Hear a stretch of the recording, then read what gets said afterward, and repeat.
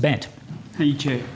One of the things that's happened since your last before us is that APRA, your regulator, has made a very strong and comprehensive statement about risks associated with climate change. And I'm particularly thinking of a speech that was given by Jeff Summerhayes on the 17th of February about the consequences for banks, amongst others, of the government entering into ratifying the Paris Climate Agreement, signing up to a 2-degree target, and what that means for how much coal and gas we're going to be able to burn in Australia and elsewhere.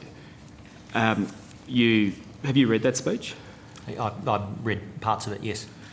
So you'd know that APRA talks about physical risks associated with climate change and banks' potential exposure there, but also what he says is potentially more significant, which is what he calls transition risks, namely now that we've signed up to something that involves us keeping a substantial amount of fossil fuels in the ground, what does it mean for the rapid changes that we're going to have to make and banks' exposure? He refers in the speech to an opinion from Noel Hutley, SC, briefed by Minter Ellison, that suggests that individual directors may be personally liable if they don't take these risks into account. Have you read that opinion that APRA refers to? Yes. Do you agree with that, that NAB directors are potentially personally liable if they do not adequately take the physical risks associated with climate change and the transition risks associated with signing up to a 2-degree target into account? Well, I think our board already carry considerable liability, and they do assess risks, including what we already have as an official risk category inside the bank, environmental, social and governance risks, and they are taken very seriously already. But specifically, APRA is ringing alarm bells and is saying the government having signed up to 2 degrees means, in the words of the Noel Hutley advice that I think you just nodded and said you've read, he said some scientists, and I'm quoting, some scientists think that if the Paris Agreement is to be achieved, only 20% of the Earth's known fossil fuel reserves can be burnt before 2050. If that's right, have you taken that into account, and have NAB directors or management taken that into account in assessing how exposed you are to fossil fuels? Given that something might have to be shifted very quickly, according to APRA, from the asset side of the balance sheet to the liability side for many of the companies that you might loan to. So, Mr Bant, I would like to make 3 points in response to your question. I think this point you're pushing into about the sustainability of energy in Australia and the world, but Australia is really crucial, that we really engage in as our broad business, banking, government community. So my 3 points are, we do take this seriously. As a company, we've been carbon neutral since 2010. The second point is that we already have and have had for some time environmental, specifically, social and governance risks that we, as part of our risk frameworks, as part of the board risk committee, we have quite a bit of process, assessment, risk mitigation around that category. And so it's in place, and it's very robust and strong and taken seriously today. Now, we'll have to lift again. I mean, APRA are challenging that, and I accept that, but we're in a good place already. And finally, we have made, as a bank, a big commitment to the renewables energy market. We believe it's crucial, and we have been prepared to put out quite a considerable sum of money to fund businesses in the renewable energy space, and we will continue to do that. I think we've been quite a leader. With respect to that middle point, you said we will have to lift again. Are you saying that following the ratification of the Paris Agreement and APRA's statement about what that means for assets that are currently assets potentially turning into liabilities very quickly, does that mean that you will reassess, or have you reassessed already, given APRA's ringing alarm bells about it, whether the bank is exposed to transition risks? I wouldn't have said that APRA are sort of ringing alarm bells. I would say they're saying there's a risk that must be properly handled by companies and by banks. And I'm saying, Mr. Bant, that I believe we've got a very good process around that already. So by lifting, I'm saying we're going to have to keep improving that, because this whole energy issue and transition risk is a real one.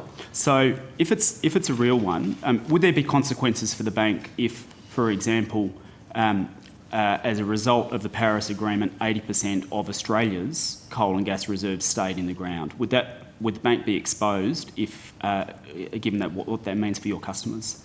Well, there is a transition here, because we still need an element. But APRA is saying that the Paris Agreement, their words provide a very reliable signal that policy and regulatory efforts will intensify, and we're talking about something that might happen over the next couple of decades.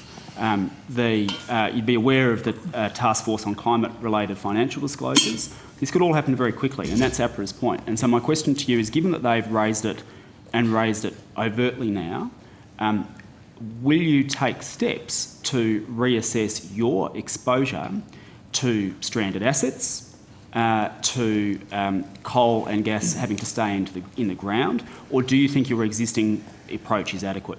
I believe we have a very thorough and disciplined approach today, but we are always monitoring the environment ourselves, and we obviously are listening to people like APRA and what they're saying. So I think we're constantly reviewing it, but I think that will cause us to continue to review it during this year. But it's a process that is a normal process we go through. I don't think we're going to have... And when you go through that process, are you saying that part of what you will take into account is that Australia may have signed up to a carbon budget that means in a couple of decades we no longer burn fossil fuels? Well, I think we do that now, but that doesn't mean that we do need to transition.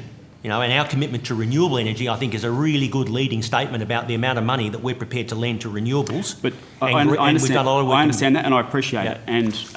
But the point that APRA is making, and I'm summarising them here, but they make it in very strong terms, is that things may happen very quickly. Yep. We may not know the policy responses now, but what we can take from having signed up to 2 degrees is that something is going to happen, and it's going to happen in a couple of decades, and assets may very quickly move from the asset side to the liability side. That's a very strong statement, stronger than anything that APRA has said before, and I'm asking you, will you take that into account as you go through and assess your exposure, given that Australia is, and I presume your bank, is very heavily exposed to those kind of industries? Yes, we absolutely will. Thanks. And on the question of energy that you referred to, the head of the government's Clean Energy Finance Corporation said in estimates, I think perhaps earlier this week, about prospect of financing new coal-fired power generation, said, "I don't think one would be financeable without the government providing an indemnity as to future carbon risk, quite simply, and I don't think one would be financeable without the government providing an indemnity against delays in construction which may be caused by protesters or a variety of different things. This would be a very contentious project. It would be subject to significant uncertainty in relation to its cost structure because we do not know what the future price of carbon would be. Therefore, in my view, it would be very challengeable as a financeable proposition." Do you agree with that proposition, and would the bank fund new coal-fired power stations in Australia? So I think that is a very strong but general statement. And what I would say in response, Mr. Bant, is 2 things: that we look at every lending application on its merits, and as we look at it, we look at the risks. So we do look at, as part of that, the environmental risks, stranded assets, transition risk, social governance, as well as the financial risks that we're entering into. So we already do that when we look at each case on its merit. Secondly, we would never talk about individual clients in any case. So, that's obviously important from professional privacy reasons, but we do have a good process already for assessing these sort of risks in every single lending transaction. We'll continue to do that. So are you... you mentioned the increase in renewables. Conversely, given everything we've just said, are you managing down your exposure to coal? Well, we have a relatively low exposure to coal today, one of the lowest of the banks, the major banks, and we have made no further statement apart from we will assess every transaction and look and support every client on its merits, including looking at all the risks, including environmental risks. So we haven't made a black and white statement on it, and I don't think we can. Okay. There's just two final questions that I want to ask. Last time I asked you whether you thought housing in Australia was overpriced, and you said you didn't think it was. Have you reconsidered that opinion, or is that still your view?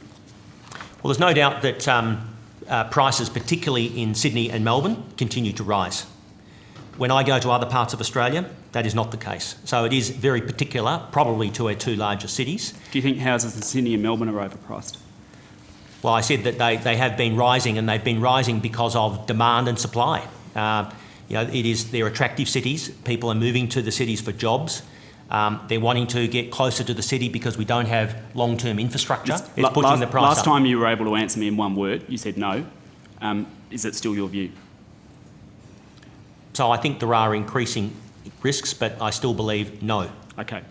Last matter, just the relationship between banks and politics. Last time you told us that you were ceasing political donations, in part because you wanted to appear clean, and you understood that there was a public perception about the relationship between banks and politics. What you've just told us is that in the last couple of months, as chair of ABA, you've appointed a former Labor Premier to now be your chief lobbyist, and the bank has also now taken a formal Liberal Premier under its wings within the space of about a month of them leaving office. Can you understand why people think that Labor, Liberal and the big banks are just all in this together and looking after each other when things like that happen before the door's even shut, one Premier gets a job with the bank? So my commitment, Mr. Bant, as the chair of the ABA and as the CEO of this bank, is to absolutely get the right people for those jobs. They are large, they're very responsible, they're complex, we need certain capabilities, and in both cases we ran a very fair, thorough process. There was many more people involved other than me as part of that process and check and balances in both cases, and I believe that in both cases they were the best people for these roles. Anna Bligh, because she's not a banker, she's not like us, she has never worked in banking. She's got financial competence, obviously, but she represents the consumer. She represents the community. I think I would hope that you would see that as a good thing, and actually I'll finish the community on this would see. because I know the chair wants to move on. I'm going to suggest to you that the appointment of two premiers, ex-premiers, to key positions within your bank and the body representing the banks has done more to damage the bank's attempts to try and say that you are free from politics and acting in the public interest, and probably done more than anything in recent times to reinforce in the public a perception that the banks, the big banks and the big political parties are all in this together. So I would just like one response to that, because I don't agree with that. I'm not sure that is true, that people do think that. What they want is us to go through a good process to appoint the right people. Anna Bligh's been out of politics for 6 years. If people saw what she did when she faced to the floods of Queensland, you'll see compassion. She's been running the YWCA. I mean, she knows about people and the community. Mike Baird, for 20 years before going into politics, was a banker. He's a corporate and institutional banker. He's got all the capabilities and skills to do an excellent job for us. All right. Thank you, Mr. Bant.